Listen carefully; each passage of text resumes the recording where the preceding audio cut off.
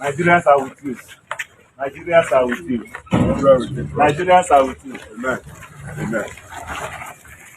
So living in this evil forest, it became particularly clear that I must be very careful with my movement because there were kidnappers on the prowl, or perhaps hired killers, because this could definitely not have been policemen. I wasn't missing, I wasn't lost, my whereabouts was not unknown. But these persons were intent on abducting me. Knowing all of this, I was forced to avoid publicizing the funeral services of my father-in-law, which... Hello everybody, welcome back to Plan B TV News, Gist and Blog. This is the part 2 of defamation saga between Afe Babalola and Dele Farotimi. You know, we make a first episode about it, how Afe Babalola unlawfully arrested Dele Farotimi for defamation of characters and exported him from Lagos down to Ekiti unlawfully and locked him up and said because he's an Odogu. He is also a lawyer and the worthy lawyer to be, let's say, like that, because he's not using only his law firm to arrest this person unlawfully, but also using money to close down the mouth of judges who are presiding over this case. Now, let's talk about the corruption in Nigeria system. While we were thinking about the court case that was heard today, that okay, maybe it will end in favor of Dele Farotimi because he was arrested unlawfully. But unfortunately, when Ekiti Magistrates Court hearing began, they said that they will never or allow a son to represent Dele Farotimi. Two sons that came to represent him, they just said they can't because they are son, they cannot represent Dele Farotimi. And that is the first time I'm hearing that kind of case in Nigeria, though they decided to adjourn the case, but reminded him in prison. Now, let's talk about why he was arrested. I was lucky to lay hands on some videos and clips about these same books and about the interview of Dele Farotimi, what he said about Afe Babalola, and how he also talked about the threats and the police harassment and everything. So I'm be compiling everything in this particular video so that all of us will watch and understand how the whole story began and how it ended. We'll be right back to do some messages to it. Let's watch the video together. Many Nigerians on social media have continued to use the hashtag #FreeDeleFarotimi to demand for the immediate release of human rights advocate Dele Farotimi.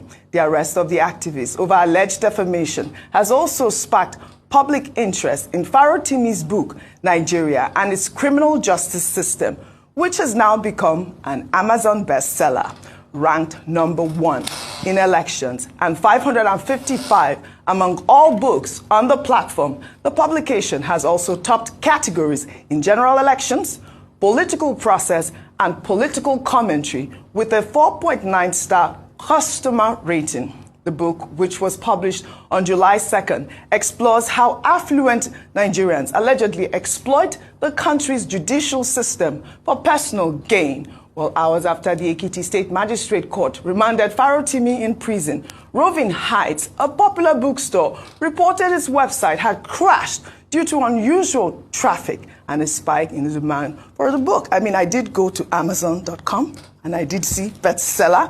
I also went to Roving Heights. I was also, I'm actually curious. And this is what this case has done now. It has now, ignited the conscience of a lot of Nigerians.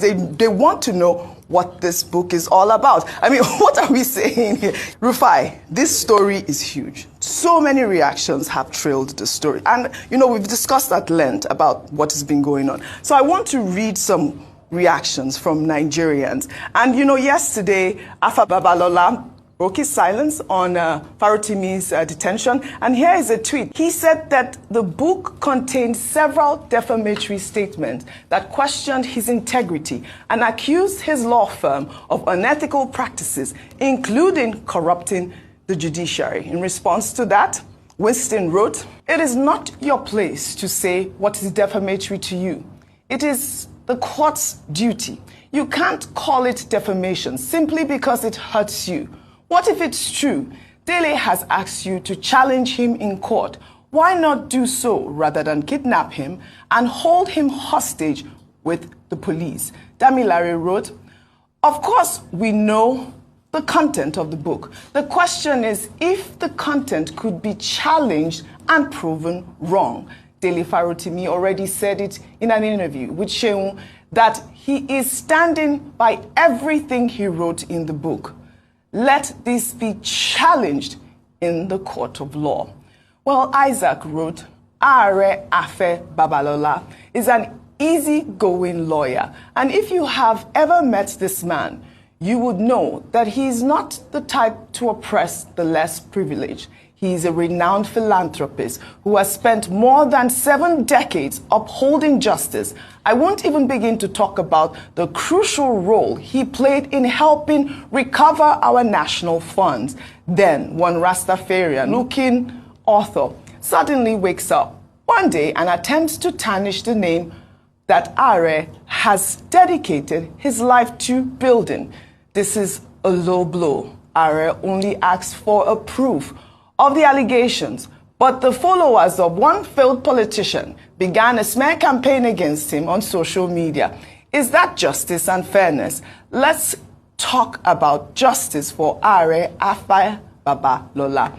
Well, another tweeter there responded to that tweet saying, just because you adore him doesn't make him infallible. Just because he engages in philanthropy doesn't make him a saint. Why can't he follow due process and persecute Dele Farotimi? I detest people who smear others.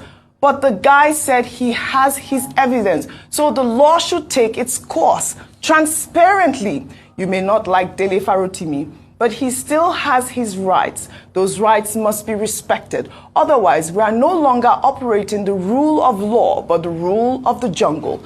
And talking about people supporting a failed politician, I guess those people include the Nigerian Bar Association, of which Afe Babalola is a member, Omoyele Sowore, and many other voices all across Nigeria and beyond. Please, let's be serious about building an equitable, just, and fair society for every one of us and our children. I mean, I guess that is the conversation out there, and that is quite apt.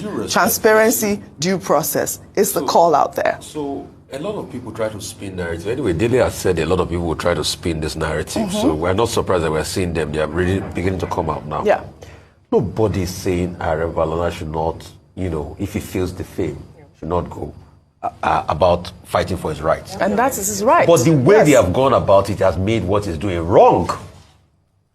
This same Are Afe Babalola wrote many articles condemning the use of police to intimidate people in fighting for defamation cases. We have seen those articles are beginning to pop up. Yes, we have seen them. So if Are Babalola has just gone to court and say, okay, court, take your action, that's just it. But this use of police and everything, and the fact that we have allegations of people hiding these charges all this while so that they'll be able to say he had not appeared in court all this while. Yeah.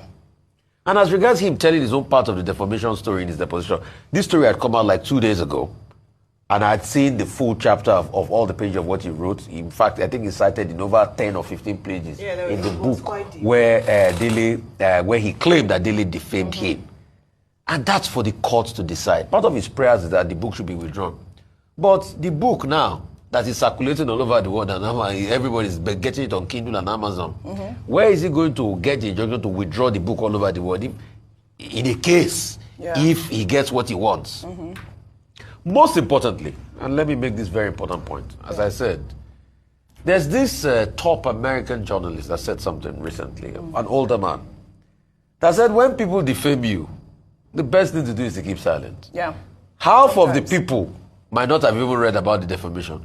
Most people might not have even understood the defamation. It is when you now shine light on it, everybody is now reading.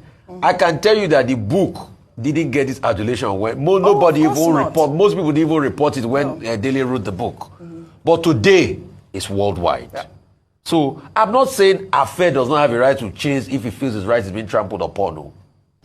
But once you now go to this forceful way, then you have lost me. Yes. It's the manner in which it's going about. Afe Babalola is angry, said that Dele Farotimi wrote a whole book about him, how he's corrupt, and called him defamation of character.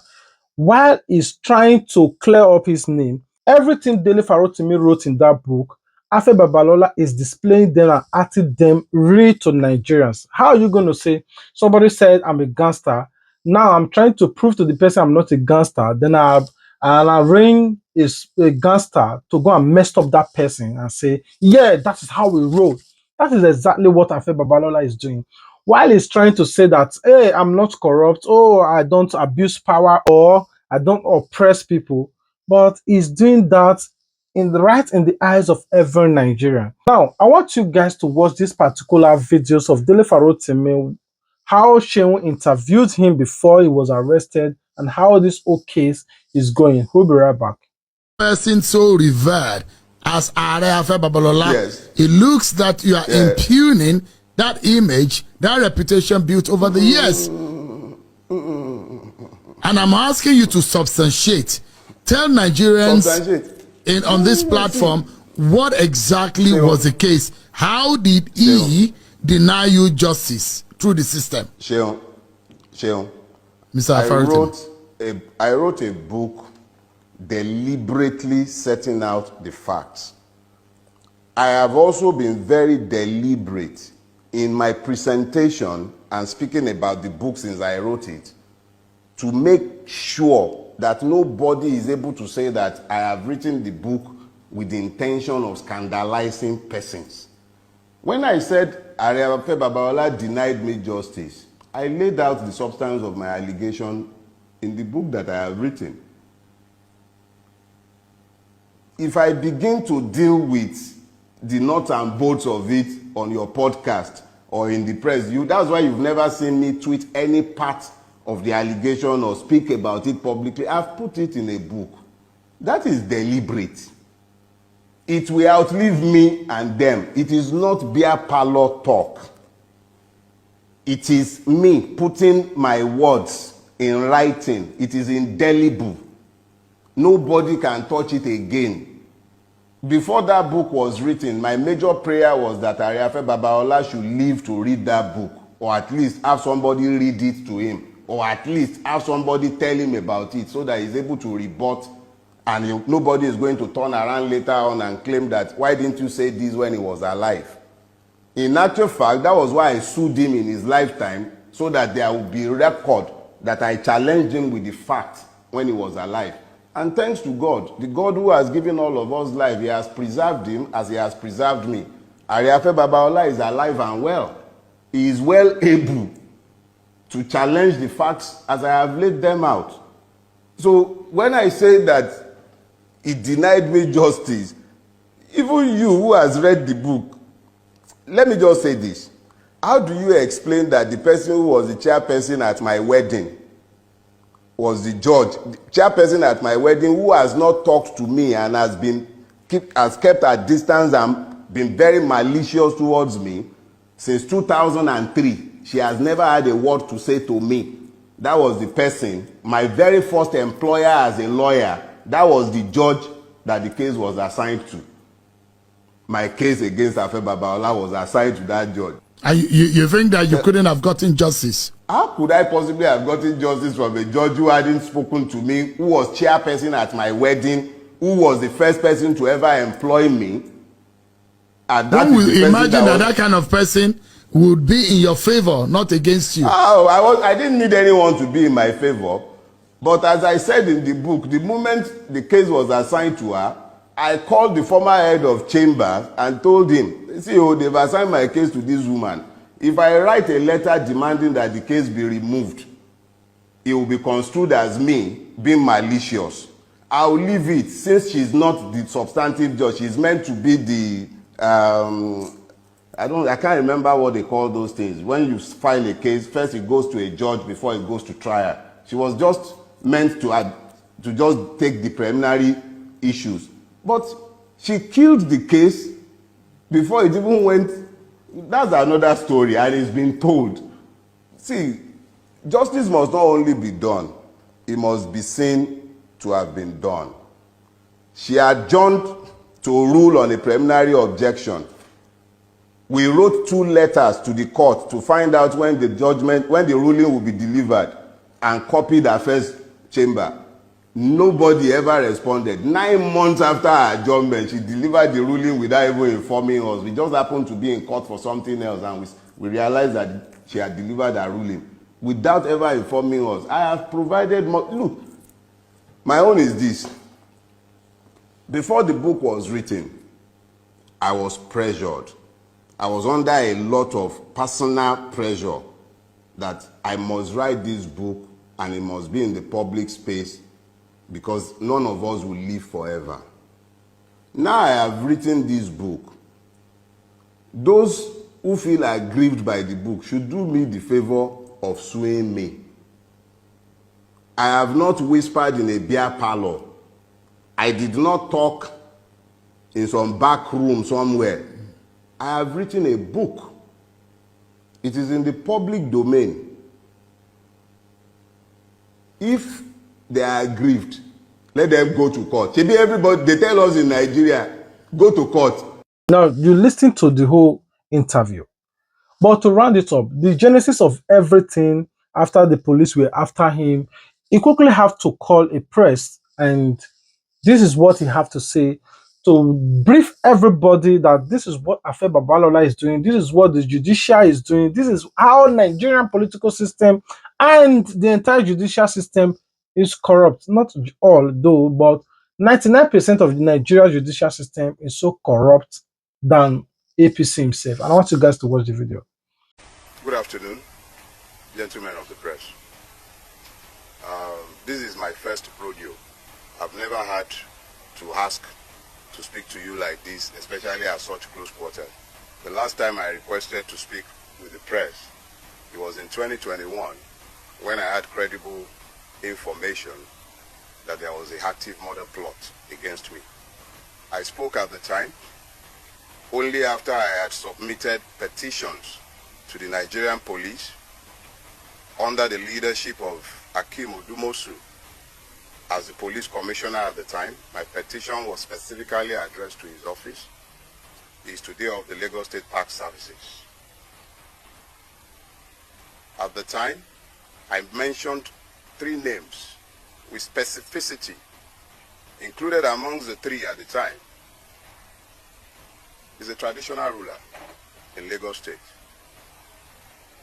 I did not go to social media to mention any names because my intention was not to scandalize, but to seek the due protection of the law.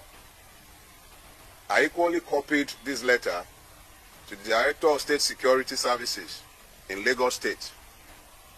These petitions were duly received, but neither were acted upon. That was in 2021. I trusted to God for my safety, and unlike many others, I refused to flee Nigeria, even in spite of the knowledge of the fact that people in very high offices were after my life. I did not go to social media. I wrote due petitions to state security services and to the Nigerian police. Duly received, names specifically mentioned, nothing was done. There were 6 persons in that meeting. I mentioned only 3 names. Now, fast forward. On the 11th of November, we received, a letter was received in my former office, my law practice, where the office had left now, inviting me to Zone 2, Onikon, that's the Lagos and the Nigerian Police Command Zone 2 at Onikon. A letter signed by DCP, I believe Nwoga or something. The DCP signed the letter. And they were said to be on a dispute resolution or something along the line, and my attention was required. I received that letter on Monday the 11th, right? Yes, Monday the 11th. And I was required to come on Wednesday the 13th. I had a medical appointment that morning, a very urgent one. I shelved it. I attended Zone 2. They asked me to be there by 10 o'clock. I was there. I was there by 9:45. On getting there, I was presented with a petition written by a lawyer purporting to act for no less a person than the very best friend of our president in the Nigerian branch, Mr. Tony Elumelu, alleging that I had defamed him and cyber-stalked him. I struggled to maintain my composure because I was exceedingly provoked by the frivolity of the stupid, very stupid, self-indulgent petition. But I answered it because I was asked to write a statement. And I wrote my statement, owning each and every word that he alleged that I said in defamation of him.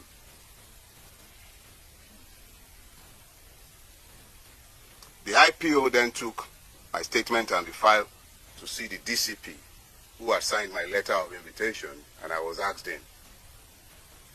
I'm giving you this background because they are all germane. Yeah. The gentleman, I believe DCP Nwoga, then said I should be given bail and I should go. And whenever they needed me, they would send for me. And I felt that this was classic police harassment. So I told the gentleman, I have written a statement in response to a clear allegation. There are no ambiguities. I have not denied what he claimed that I said. But I am saying that there is absolutely no crime. There is absolutely no crime to be found in what I had said. And what did I say? Somebody asked me on Twitter. Somebody tagged me and asked a question. The person asked if I thought Mr. Tony Elumelu might, in 2027, support a person like Peter Obi to become the president of Nigeria, just as Elon Musk had done similarly in America. And I answered, how can you possibly be asking that of Tony Elumelu? Tony Elumelu is a member of the Nigerian ruining class. A veritable member, a beneficiary of the system. Why would he fight against the system? I think then I translated the Yoruba proverb, I said he's an impoverished rich man. That was the extent of everything I said. At best, you call that vulgar abuse. So I was actually quite irritated that a man as... I expect that someone like Tony Elumelu should be too busy to be nitpicking about what opinion anybody might have to say, whatever anybody might have to say about him. Least of all, someone like me, tiny me, who am I that I am of interest or that he cares about what I have to say? I'm admittedly a madman. I told all of you severally. So I didn't think I should be of interest to Tony Elumelu. So I was irritated, and I made my irritation clear. And I told the gentleman, DCP Nwoga, if you have a charge for me, keep me in your cell. Today is Wednesday. At the latest, by Monday, you should be done drafting your charges. So keep me in your cell. When it is Monday, you would have been done with filing your charge. You can then take me to court. They didn't build your cell for goats. The people are in there, they are not animals. Me, I'm not taking bail. At this point, he went up to what I now later realized was the AIG's office. Long story cut short, after some back and forth, the AIG asked us to come in because Nwoga was in, we were outside. I was outside. Nwoga. You pardon me, I don't know how to pronounce this, everything. So we were outside and we were eventually asked to come in. And it was at that point that I recognized that one, lawyer. The lawyer who wrote the petition had been hanging around whilst my statement was being taken, whilst I was in the DCP's office. I didn't know who he was, but now he was in the AIG's office. And the AIG asked him, do you have the authority of Mr. Elumelu to write this petition? He said, yes, he did. So the AIG said, well, you would have to tell your client to write us himself under his own hand to ask for Mr. Farotimi's prosecution. I was incensed that he would be asking that. But I could also recognize the delicacy of his position. Here was Here is the very best friend of Mr. President who just went to France with him, demanding the prosecution of an irritant like me. Who was I? But the AIG used his discretion, and me, I'm a Yoruba boy. When somebody has tried to diffuse a situation, I accepted the way he diffused the situation. So, he asked us to go. He told the man who had been talking bail that Mr. Farotimi is not unknown to you. When you asked him to come, he came at your invitation. I'm sure if you need him again, you can always ask him to come. You will soon understand the importance of this background. Just bear with me. So, when we got back downstairs, DCP turned to me and said, come back next week, Thursday. I had things already scheduled for that day. I did not argue. I became aware that some men purporting to be policemen from the Ekiti State Police Command were in Lagos on a mission to abduct me. I believe the Ekiti State Police Command is under the Zone 2 at Onikon. I was at Onikon repeatedly, and nobody was aware of any form of interest in me by the Ekiti State Police Command, or any police formation for that matter.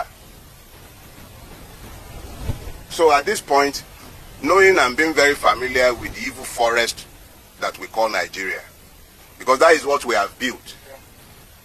So living in this evil forest, it became particularly clear that I must be very careful with my movement because there were kidnappers on the prowl, or perhaps hired killers, because this could definitely not have been policemen. I wasn't missing, I wasn't lost, my whereabouts was not unknown. But these persons were intent on abducting me. Knowing all of this, I was forced to avoid publicizing the funeral services of my father-in-law, which took place in Ibadan last week. I had to be moving around like a prey, being hunted by persons who are meant to be paid by my taxes for my protection. Things got to a head on Friday afternoon when one of my domestic staff was about to be abducted in this same attempt at getting me. He was told that he had a parcel. But I had already raised the threat level in my household and everywhere around me. And the young man was conscious enough to avoid being abducted. But these persons abducted the security staff of a company in which my wife had as interests. And we had to strive to have this person bailed by that evening. Now, this was where it began to get interesting, because now I had to try and find out exactly what was going on. And I thank God for grace, because we must all become very clearly aware that there are times when you will be waiting to find angels with wings, but the angels that will be sent to you might not come with wings. But there have been men and women who stepped up to the plate in the last couple of days with information, and information is power. It came to my knowledge that there is a charge that had been fraudulently preferred against me before a court in Ekiti State at the instance of Chief Afe Babalola. This charge had been fraudulently preferred, hidden from view, and the court had purportedly demanded my presence multiple times, and I had failed to appear before this court. And this court had then proceeded to issue a bench warrant for my arrest. This is classic Afe Babalola. I detailed his corruptive influence in my book, Nigeria and its Criminal Justice System. And what he has done is exactly what he has always done in hiding. But he has done it this time again. And the calculations were that I would have been picked up, taken before this judge who must have either been compromised or misled in Ekiti. And I would have been remanded in prison custody for being somebody who was meant to face trial and who had refused to bring himself to court. I am reliably informed that social media influencers have been paid to spin these narratives after my arrest. Human rights activists have been positioned to start speaking after my arrest, including one Agbaya. High offices in this country have been compromised in pursuit of my person.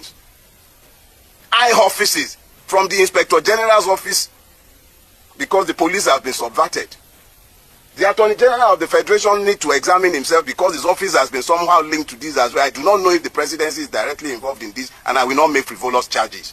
But high offices have been subverted in pursuit of a criminal purpose. I have committed no crime, done nothing wrong. If I have committed any wrong for which the state requires my attendance in a court or at a police station, they know exactly where I live. I will live only once, but I will not live cowering to any man. Let us be clear. If and when I have a charge to answer before a court, you all know where I live. I'm not hiding, and I'm not running away from anybody. Let us be very clear about that. I will never run away from Nigeria. We all have to pretend that we are in a democracy, and we have to pretend that we are citizens, and we have to pretend that we are a country ruled by law. And by all means, you will pretend that we are. I have done nothing. And if I have a charge that should be preferred against me, bring it on. I'm happy to come to court to have my day. If there is a crime, there must be justice, not only for the person who is aggrieved. There must be justice for the accused. And there must also be justice for the system. This is not how to build a rule-based. Peter Obi and other delegates went to visit Afe Babalola to please with him to release Dele Farotimi. And this did not also sit well with Sowore. Sowore said that this is, for him, is against his own belief for struggle for justice. Anyway, this is where I'm going to be ending the video. I wouldn't want to expatiate or elaborate about these issues. I want you to comment your thoughts. What do you think about Afe Babalola? A lot of people said that they never heard about the book until Afe Babalola arrested Dele Farotimi. That was when they got to know about the book, and the book was totally sold out after they arrested Dele Farotimi. Now, I want you guys to comment your thoughts. Do you think after all of this that Afe Babalola did, maybe, okay, he will get his name or got his name or clear his name that is not corrupt? How is he going to do that? Is he going to maybe congest, compress, and force Dele Farotimi to apologize and take that book that will be sold out from people's hands? Hey, somebody call me thief, and in order for me to prove to that person I'm not a thief, I went to his house to go and steal his generator and TV and stole all his property and say, you say I'm a thief, now I stole your property, you must come and apologize that I'm not a thief. That's what Afe Babalola is doing. Anyway, I end this video here. I'll be waiting for you guys in the comment section. Peace out.